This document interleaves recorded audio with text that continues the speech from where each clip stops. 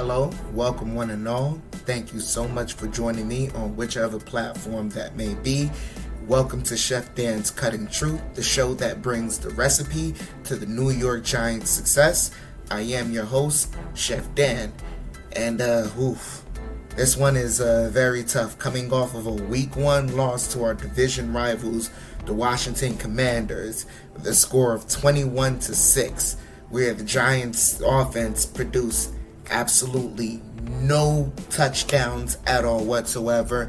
The Washington pass rush was all over us. We had no success in the offensive game unless it was, a kicking, a field goal, which I think by now in about the 4, 5, maybe 6 years of ineptitude that we've seen in the New York Giants so far, we're used to just field goals.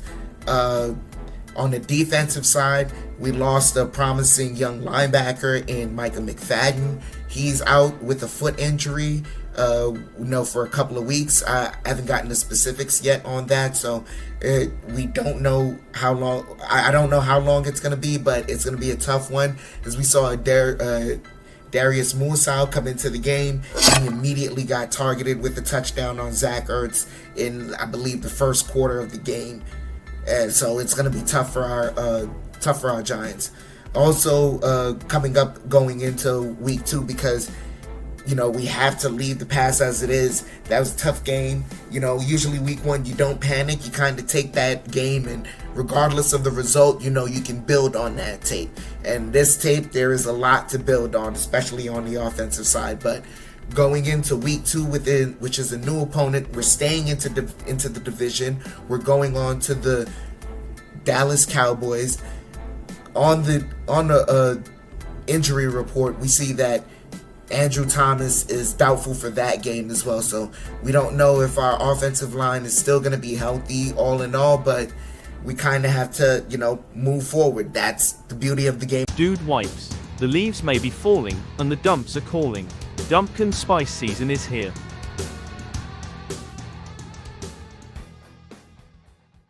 Of football is, regardless of who you thought could have been on the original 53-man roster, you have to move forward. In regards to the Dallas Cowboys, before I get into any kind of game plan that the New York Giants supposedly I think should have, you got to kind of throw out the tape on what happened between the Dallas Cowboys and the Eagles. I mean, you can kind of parse here and there certain tendencies on what, maybe the receivers here and there, but for the most part, we are not built like the Philadelphia Eagles, and Washington Commanders definitely showed us that. So you kind of have to throw out the tape from that, and you kind of have to attack the Eagles from a standpoint of what we did versus what we think they're capable of. And I think for, the game plan that the Giants defense should have for the Dallas Cowboys offense is the pass rush, first of all, needs to be consistent. Week 1 against Washington Commanders, our pass rush was completely inconsistent. I know Brian Burns finished off the game with 2 sacks, but they either showed their presence or there was nothing there. And we need the pass rush to be more consistent. Also, we definitely need Shane Bowen to play Abdul Carter more. He's 5th pick in the draft. What are we doing here? And the tape definitely shows, and his preseason tape definitely shows. Granted, you always take preseason tape with a grain of salt based on the coverages out there, but as far as his physicality and the burst and all of that, definitely shows, and definitely we need that for our pass rush to be consistent. So we need Abdul Carter to play more. The Giants defense also needs to protect the middle of the field better. It showed in preseason, and it's showing in game, especially with the Washington Commanders. We need to protect the middle of the field way better, and they consistently kept attacking the middle of the field, even though we tend to have gotten them in second and long. And the game definitely could have been worse had the Washington Commanders been a bit more disciplined, but they weren't disciplined. And I don't know, maybe we thank the heavens, or maybe you don't, because The tape could have been way more brutal and you possibly could have thrown it out, but you keep the tape because our inconsistency definitely has to be corrected. Also, because of that chili cheeseburger has your guts bubbling and a stanktastic dookie is about to destroy any nostril in a 1,000-foot radius.